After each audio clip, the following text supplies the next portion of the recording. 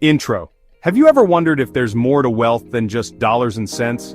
Maybe a deeper spiritual connection to money matters? You're not alone. For centuries, folks have been turning to the Bible for guidance on everything from relationships to, you guessed it, finances. In this video, we're diving headfirst into the good book to uncover timeless financial wisdom that's just as relevant today as it was thousands of years ago. We're talking practical advice, folks. We're going to explore the power of a changed mindset, the importance of being responsible stewards of what we got, and the incredible impact of generosity. Get ready to transform your relationship with money. We're about to unlock a whole new level of financial peace and abundance, all rooted in the wisdom of the Bible. Chapter 1. The Power of Mindset. Think your way to wealth. Let's kick things off by addressing the elephant in the room, or should I say, the thinking in our brains. Proverbs 23:7 tells us, "As a man thinketh in his heart, so is he." You see, our thoughts ain't just some fleeting things. They have power, folks, real power. If you're walking around thinking, "I'll never get ahead," or "I'm just not good with money," well, guess what? You're right, you're professing your own financial doom. But here's the good news, you can change that stinking thinking. Philippians 4:19 reminds us that God will supply all our needs. When we shift our mindset to one of abundance, of faith in God's provision, that's when we start seeing real change. It's like switching from a diet of negativity and doubt to a full-course meal of positivity and gratitude. Start feeding your mind with the right stuff, and watch your financial life transform. Remember, your thoughts are the seeds of your financial future. Plant them wisely, folks. Chapter 2. You're not an owner, you're a steward. Now let's talk about stewardship. You see, in this life, we're not really owners of anything, we're managers. We're stewards of what God has entrusted to us. Matthew 25:14-30 tells the parable of the talents, where a master entrusts his servants with different amounts of money. The message is clear. God expects us to be responsible with what he's given us. Whether it's a little or a lot, that means not burying our heads in the sand when it comes to our finances. Luke 16:10 reminds us, "Whoever can be trusted with very little can also be trusted with much." It's about being faithful with the small things, folks. Create a budget, track your spending, and make wise decisions. That's what it means to be a good steward. Remember, you're accountable for every penny. Treat your finances with respect, and watch how God blesses your faithfulness. Chapter 3. The Joy of Giving. It's not what you think. Now let's talk about something that might seem counterintuitive when it comes to money, generosity. You see, the world tells us to hoard our wealth, to protect what's ours, but the Bible tells us something completely different. Malachi 3:10 challenges us to bring the whole tithe into the storehouse. Now I know some folks hear tithe and they run for the hills, but tithing ain't about some legalistic rule. It's about trusting God with our finances, and it's not just about tithing. Luke 6:38 tells us to give, and it will be given to you. When we're generous with what we have, when we're willing to help others, it unlocks something powerful. Proverbs 11:25 puts it perfectly. A generous person will prosper. Whoever refreshes others will be refreshed. It's a boomerang effect, folks. Generosity ain't about depleting your resources. It's about tapping into a source of abundance that never runs dry. Chapter 4. Planning, your secret weapon to crushing it. Let's talk about the importance of planning. Now I'm not talking about becoming a control freak obsessed with every penny. I'm talking about being intentional with your money. Proverbs 21:20 tells us, "The wise store up choice food and olive oil, but fools gulp down everything they have." See, the wise folks, they think ahead. They plan for the future. That's where saving comes in. It's like building a financial buffer, a cushion for those unexpected bumps in the road. And let's be honest, life's full of them. Ecclesiastes 11:2 reminds us, "Invest in 7 ventures, yes, in 8. You do not know what disaster may come upon the land."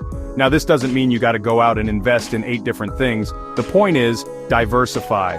Don't put all your eggs in one basket. Planning and diligence go hand in hand. It's about working hard, making smart decisions, and trusting that God will honor your efforts. Chapter 5. Debt, the chains that bind you. Now let's talk about something I'm pretty passionate about, debt. Debt is a chains, folks, that keeps you from experiencing true financial freedom. Proverbs 22:7 puts it bluntly, "The rich rule over the poor, and the borrower is slave to the lender." When you're in debt, you're working for someone else. You're a slave to those monthly payments. And let me tell you, it ain't a pretty picture. But here's the thing, you don't have to live like that, there's a better way. Romans 13:8 reminds us, let no debt remain outstanding, except the continuing debt to love one another. The only debt we're supposed to have is love. Love for God and love for others. So how do we break free from the chains of debt?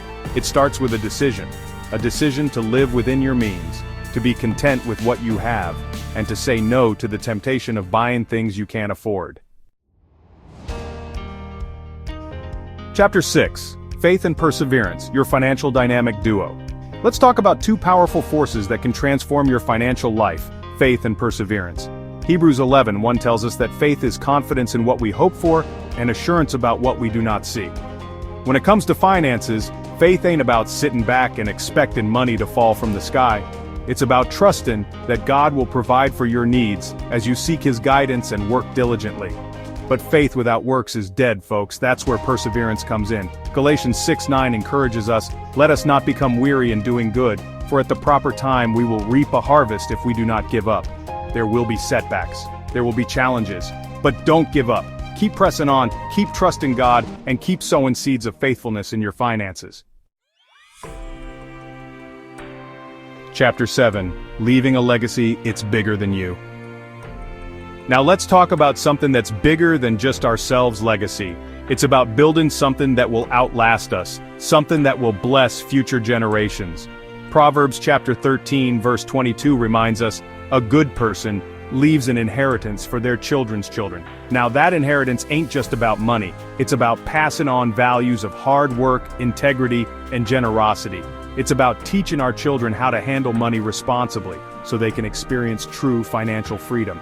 Deuteronomy chapter 8 verse 18 says, remember the Lord your God, for it is He who gives you the ability to produce wealth, and so confirms His covenant, which He swore to your ancestors, as it is today. When we honor God with our finances, we're not just building a legacy for our families. We're participating in something much bigger than ourselves. Chapter 8, Words Matter, Speak Life into Your Finances. Now let's talk about the power of our words.